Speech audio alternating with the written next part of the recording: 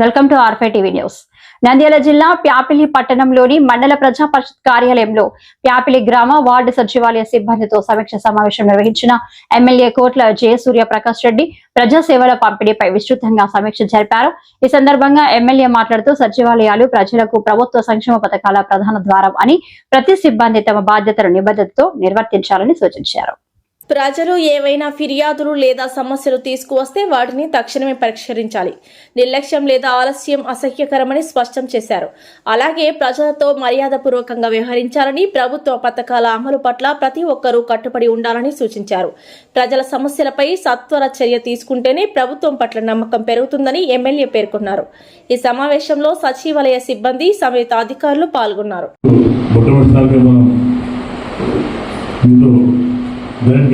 మాట్లాడుకొని మీ సమస్యలు చేశాం. ఇది చాలా మంచి కార్యక్రమం. ఈ కార్యక్రమం కూడా ప్రతి 6 months ఒకసారి చేసుకుంటే మీకు బాగుంటుంది, మాకు అని చెప్పి నేను అనుకుంటాను. ఇది ఇయర్లీ 2 times ఎందుకంటే అన్ని సమస్యలు తీసుకెళ్తాం. మీ ప్రాబ్లమ్స్ కానీ లేదా గ్రామ సమస్యలు తీసుకొని ఎలా సాల్వ్ చేయాలి, ఎలా ముందు చెప్పి క్లియర్గా డిస్కస్ చేసుకొని ముందు పోవడానికి బాగుంటుంది.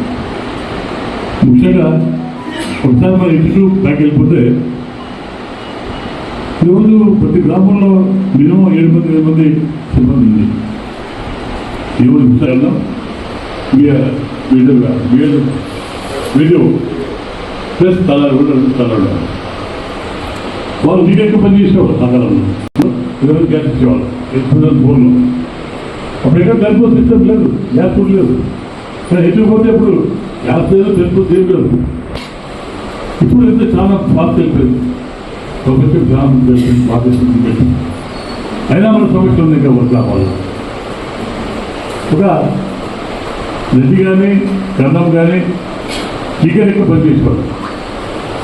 మీరంతా ఒక పనికి వాళ్ళతో చేసుకోవాలి. అయితే ఏ పని చేసినా కానివ్వండి అంటే వాళ్ళు పూర్తి చేసేవాళ్ళు.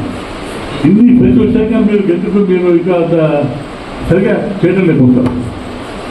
దానివల్ల పబ్లిక్ బ్యాడ్ మెసేజ్ ఉంది.